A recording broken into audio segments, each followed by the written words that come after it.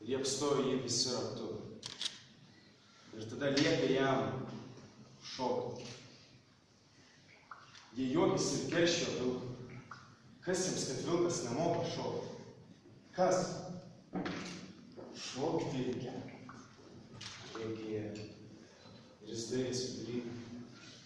Jis neturėjo pasirinkimo, jis buvo jų belaisvis, jis turėjo paklusti. Jie šaukė. Jis stovėjo ir atkakliai žiūrėjo juos. Žibėjo piktai akimis.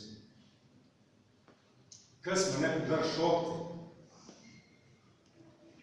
Bet tada jų kumščiai pradėjo kristi jam nugarus. Jie mušė jį pagaliais. Jie mušė vilką. Ir tada savo neviltys jautė, kaip jo kojos ima judėti ir šokti ir suktis ratu. Jis ėmė eiti ir suktis, jis sukosi ir bėgo ratu ir tai buvo neviltis. Tai buvo šokio pradžia. Jis nenorėjo. Jis nekentė. Tai ne aš. Tai ne aš, tai mano kojos tik. Tai tik mano kojos šoka. Minkštais. Bet kas girdėjo? Kas supras vilką? Ir jis norėjo tik stovėti ir su panika žiūrėti juos, bet jis jautė, kad jo kojos jo neklauso. Kirčiai buvo kaip baugi grėsmė ir jos šoko. Nors jis nenorėjo.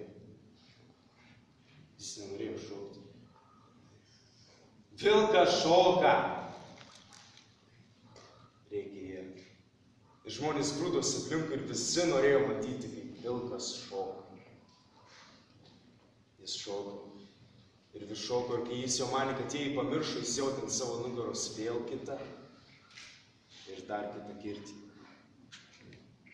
Jis nenorėjo. Jis galėjo taip atsigulti ir leistis mušamas. Jis buvo drąsus vilkas, bet jo kojos buvo baigios. Jis žinojo, kad jo laisvė yra neišbaigiama ir nepavargiama, bet jo kojos yra ribotos. Ir jis žinojo, kad jos yra ribotos. Ir kad jis nemoka šokti, bet jis šoko.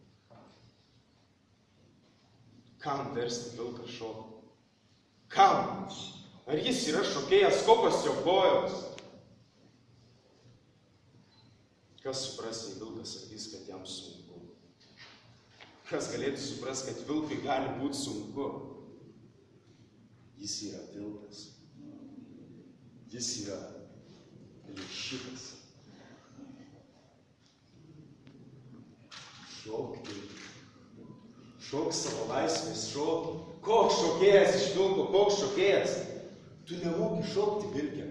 Tu neišmokai šokti, nei girio, nei sniege tu neišmokai. Ir tavo kojos netailios girios augia. Šok, vilke. Kas yra jie? Kas jie? Kas aš? Kas yra vilkas? Kur yra vilko pradžia? Kur vilkas prasideda? Kur vilkas pasibaigia? Kas esu aš? Kur yra jie? Jie buvo ruje.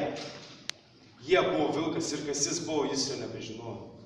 Jis dabar buvo kažkas, ko jis nebežinojo. Ir jis jautė, kad daugiau niekados to nežinos. Tai buvo paskutinis jo klausimas.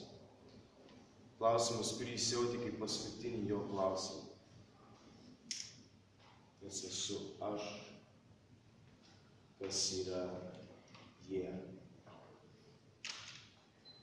Šok, vilke. Šok! Bet jis jau jų nebegirdėjo. Jis gulėjo vilkas. Ir šokis buvo pasibaigęs. Ir jie dar trypė kaukė aplinkui. Bet jis buvo laisvas. Ir jie to niekados nežinos.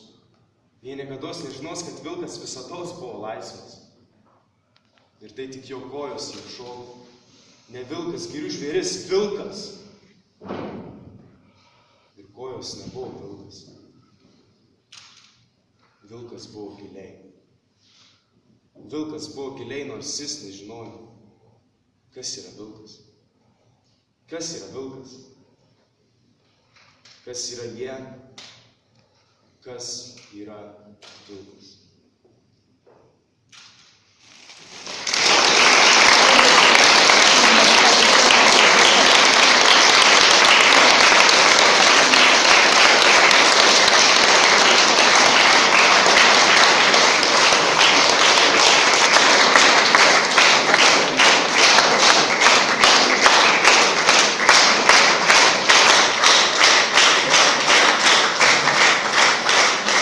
yra mokytoja ir mokinys.